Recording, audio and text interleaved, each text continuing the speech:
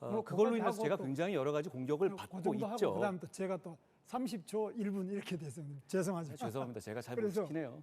제가 드리고 싶은 말씀은 윤석열 대통령께서 이 눈에 넣어도 아프지 않은 후배를 법무부 장관도 시켜드렸고 뭐 또 당에 또 정치를 한 번도 안 해보신 분을 국민의힘 비상대책위원장도 시켜드렸고 이렇게 했는데 윤석열 대통령을 탄핵을 해버렸어요. 당대표까지 돼가지고 탄핵을 했는데 그렇다면 개인적으로 이게 뭐 너무 원한이 생겨 있느냐 그런 건 아닙니까?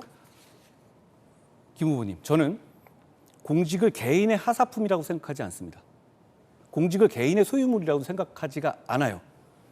저는 공적인 자리에서 정말 최선을 다했습니다. 그 목표만 보고 일했어요. 법무부 장관으로서도 최선을 다했고 비상대책위원장으로도 최선을 다했고 당대표로도 최선을 다했습니다. 후보님, 저는 만약에 제가 대통령이 되잖아요. 제가 기용할 어떤 사람에게도 그런 식의 충성을 요구하지 않을 겁니다. 충성은 나라에 해야 되는 것이지 저한테 해야 되는 것이 아니거든요. 저는 공직은 개인의 하사물이나 전유물이 아니다라는 말씀을 드리고 싶습니다. 저는 그거에 대해서는 동의하실 거라고 생각해요.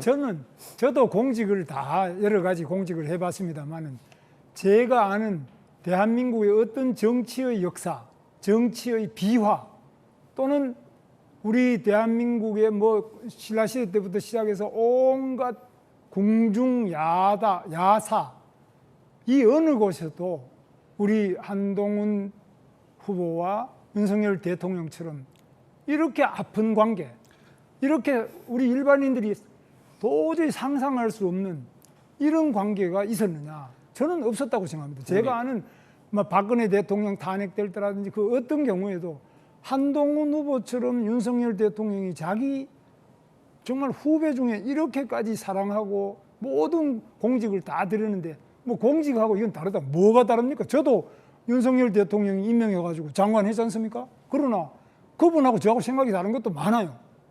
그래서 저는 계엄에 찬성도 안 해요.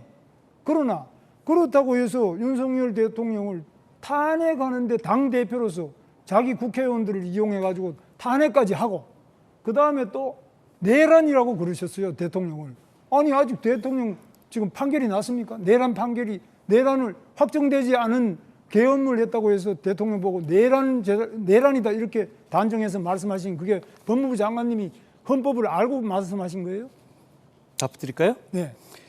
2024년 12월 5일 날 후보님께서는 계엄이 위헌이라는데 저는 생각이 다르다 이렇게 말씀하셨어요. 네. 기억하십니까? 네. 그런데 최근 들어서는 계엄을 처음부터 반대하셨다고 말씀하셨습니다. 계엄은 반대죠. 계엄이 위헌이 아니라면서요? 계엄 자체는 위헌이 아니죠. 그러나 그 계엄이 언제 행사됐느냐에 따라 아니요.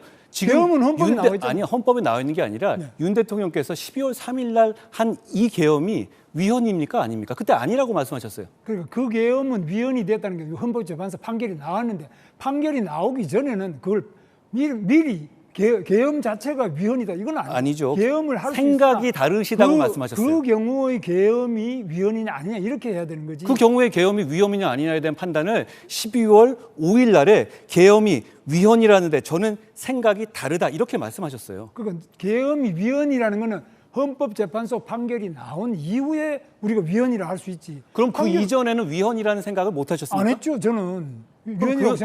그 이전에는 계엄은 정당한 것이라고 생각하셨습니까? 계엄은 헌법에 보장된 대통령의 비상대권이죠. 헌법에 나와 있으면 뭐든 다 할 수 있는 겁니까? 아니, 할 수 있다는 게 아니라 일반적으로 그렇다는 거고요. 그래서 그 부분에 대해서는 그 말씀이 좀 안 맞고 그다음에 아니요, 답을 안 주셨어요. 또 하나. 그다음에 그 25년 4월 11일 날에서는 한 번도 찬성한 적이 없다. 저는 이거는 사실이 아닌 말씀을 하신 것 같고 들어 누워서라도 반대했을 것이다 라고 말씀하셨어요. 저는 그러니까 대통령께서 계엄을 하는 건데 자리에 저를 국무회의에 불렀으면 저는 절대로 반대했을 겁니다. 그리고 아니 그러면 제 한 말씀 한번 들어보시죠. 계엄에 국무회의 갔었으면 반대했지만 국무회의 밖에서는 반대 안 했다 이런 말씀이 무슨 얘기냐면 위헌이 아니라고 판단하셨다는 거잖아요. 네, 30초씩인데 저는 1분이고요. 중요한 거니까 말씀드린 조금만 거예요. 들어보죠.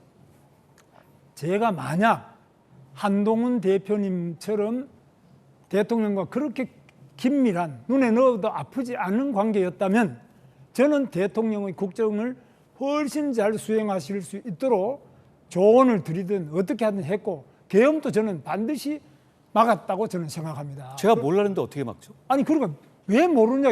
눈에 넣어도 아프지 않은 후배가 왜 그 대통령이 이 계엄 선포하는데 당 대표가 그걸 모르면 되겠어요? 제가 눈에 넣어도 아프지 않은 후배가 아닌지는 몇 년 됐잖아요. 그렇지 네. 않습니까? 제가 몇 년- 당대표 할 때도 그렇고 대통령께서 제가 당대표 하는 것 자체를 반대하셨었잖아요. 그럼 몇 년 됐는데 어떻게 그러면 당의 비상대책위원장으로 임명을 합니까? 그래서 그거는 말씀이 안 맞고요.